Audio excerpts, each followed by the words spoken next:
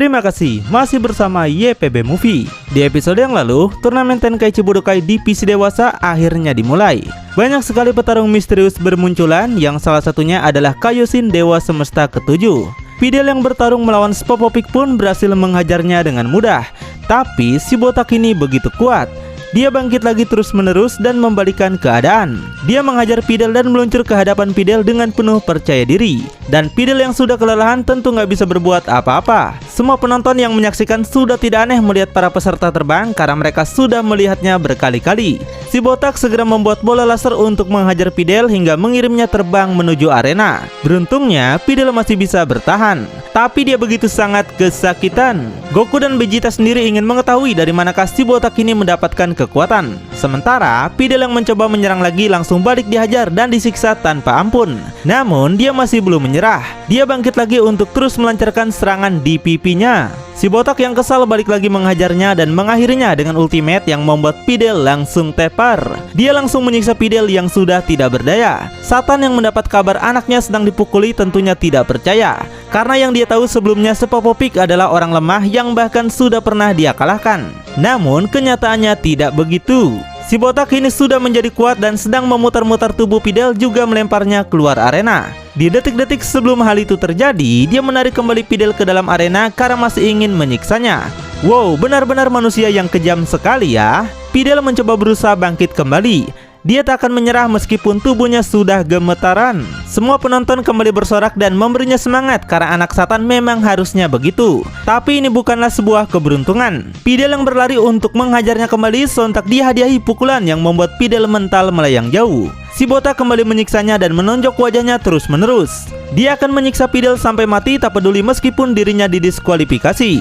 Belum puas di situ, si botak ini kembali memukul di perut Fidel sampai darah terus bermunceratan kemana-mana. Fidel benar-benar tidak berdaya. Namun dia tetap tidak akan menyerah.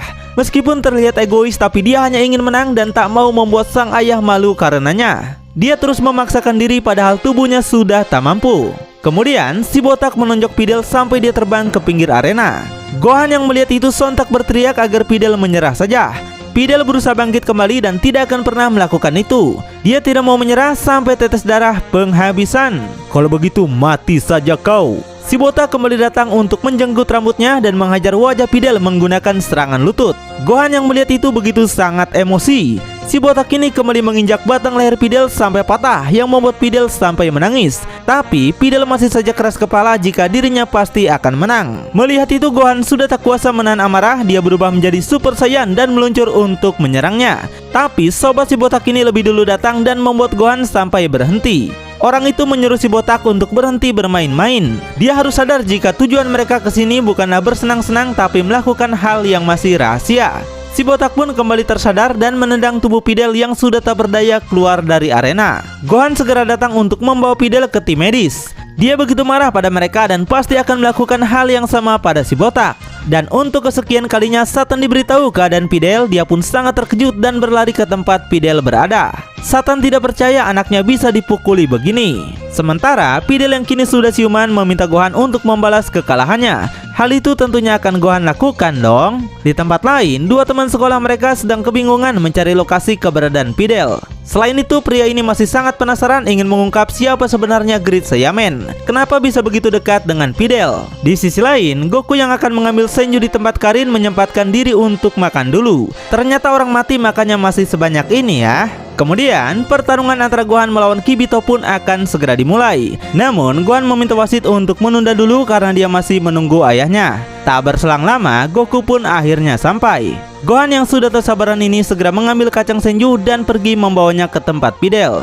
Melihat orang asing memberikan anaknya sesuatu hal yang menurutnya gila, tentunya membuat Satan sontak marah-marah. Satan menyangka jika Gohan mungkin akan meracuni Fidel. Tapi tanpa disangka, selesai Fidel melahap kacang itu, semua luka-lukanya sembuh seketika.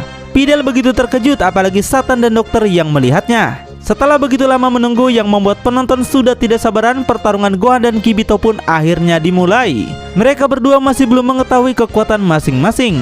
Sementara itu, salah satu teman sekolah Gohan langsung mengenalinya karena rambut mereka sama. Meskipun Gohan sedang menyamar menjadi Great Saiyaman, tapi tetap saja mereka sudah mengetahui penyamarannya dan membuat Gohan sendiri sampai malu. Kalau begitu tidak ada yang perlu ditutup-tutupi lagi, bukan? Gohan sangat bersemangat dan merasa lawannya mungkin lebih lemah darinya. Jadi dia tidak perlu memakai bentuk Super Saiyaman karena hal itu bisa diketahui teman-teman sekolahnya. Tapi ternyata Kibito sudah mengetahui kekuatan Super Saiyan-nya dan meminta Gohan untuk berubah lagi ke bentuk seperti itu. Mendengar itu tentunya Gohan sangat terkejut. Dia pun menoleh ke arah Piccolo dan Piccolo sendiri mengizinkan hal itu karena menurutnya semua akan baik-baik saja. Kemudian Piccolo pun membongkar siapa Kaioshin sebenarnya kepada Goku dan semua J-Factor. Goku sendiri sontak kaget mendengar hal itu karena dia pernah mendengar juga kabar tentang Kaioshin ini dari Raja Kai. Kemudian Kaioshin menjelaskan perihal kejadian yang sebenarnya. Saat nanti Gohan berubah menjadi Super Saiyan, mungkin dia akan diserang oleh Popopik dan Yamu untuk mengambil energi kekuatannya. Tapi dia meminta J-Factor untuk tidak membantunya karena dia ingin memastikan dan menunggu dua botak ini pergi membawa energi itu.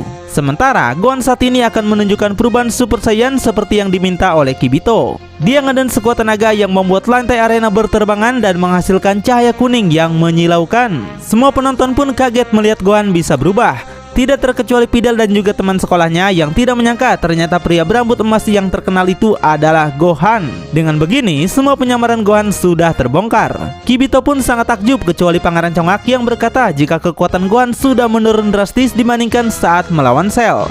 Mengetahui itu, Vegeta sangat sombong karena kekuatan Gohan sudah berada di bawahnya. Nah, dan seperti yang dikatakan Kaioshin, kedua botak ini meluncur untuk merebut energi Saiyan yang dimiliki Gohan. Di saat Gohan akan melawan mereka, Kaioshin malah membantu mereka dengan mengunci pergerakan Gohan yang membuat Goku kaget apa yang sebenarnya terjadi. Kaioshin berkata agar percaya saja padanya dan jangan ada satu orang pun yang membantu Gohan. Gohan sendiri yang tak bisa berbuat apa-apa hanya merengek kesakitan. Semua energi Super Saiyan-nya diambil sampai balik ke bentuk biasa. Cici begitu sangat marah kenapa Goku hanya diam saja melihat anaknya. Dan penonton yang tidak mengerti dengan semua ini tentunya tidak peduli. Asal mereka mendapatkan tontonan seru saja, mereka pun puas. Sementara Goten yang kini sedang menyamar ingin segera menolong kakaknya. Mereka merasa aneh melihat ayah mereka tidak melakukan sesuatu untuk menyelamatkan Gohan. Tak berselang lama, Popopik dan Yamu sudah berhasil mengumpulkan semua energi Gohan dan mengakhirinya dengan kilauan cahaya di tempat itu.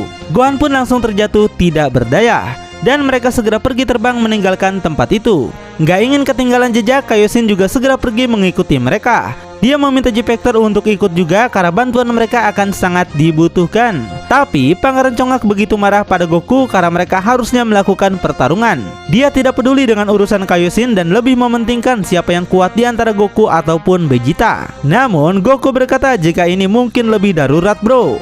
Kalau pertarungan kita kan bisa dilanjutin kapan-kapan. Akhirnya mereka pun pergi menyusul Kaioshin dengan Vegeta yang masih begitu kesal. Kemudian Kibito menggunakan jurus penyembuhan untuk memulihkan semua kekuatan Gohan. Tapi karena kekuatan Gohan begitu luar biasa besar, dia tidak dapat mengembalikan seluruhnya. Gohan sendiri merasa jika segini saja sudah lebih dari cukup kok om. Mereka bertiga pun akhirnya pergi untuk mengikuti Goku yang seketika membuat Satan sangat terkejut. Putrinya ternyata bisa terbang. Semua peserta yang kuat sudah pergi meninggalkan turnamen. Hal itu membuat wasit sangat frustasi berat. Wah, mau jadi apa ini pertandingan? Di sisi lain, Goku dan yang lain berhasil mengejar Kaioshin dan ingin mengetahui siapa sebenarnya mereka. Kaioshin menjelaskan jika mereka sebenarnya hanya dikendalikan oleh seorang penyihir Madosi yang bernama Babidi. Dahulu, Madosi lain bernama Bibidi menciptakan makhluk kuat yang bernama Majin Buu yang dikenal tidak punya perasaan. Dia adalah monster yang suka menghancurkan apapun dengan sesuka hatinya. Dan hanya dalam beberapa tahun saja, Majin Buu sudah menghancurkan ratusan planet di alam semesta.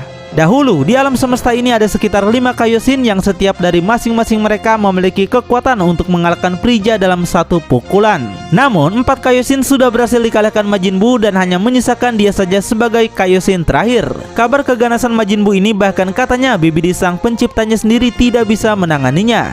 Maka dari itu, Majin Buu disegel di sebuah bola besar yang membuatnya tidak bisa bergerak. Segel itu berada di bumi dan akan menjadikan planet ini sebagai target mereka. Oleh karena itu, alasan Kaioshin datang ke bumi dan ikut turnamen adalah untuk menyelidiki mereka dan membunuhnya sebelum dia membuka segel Majin Buu. Orang yang ingin melepaskan segel Majin Buu tidak lain adalah Babidi, anak dari Bibidi yang dikabarkan memiliki hati yang juga jahat. Dia berencana melepaskan segel itu dan menggunakan Majin Buu demi kepentingannya. Di saat turnamen Tenkaichi Budokai masih berlangsung, tiba-tiba harus terhenti dengan adanya kejadian seperti ini.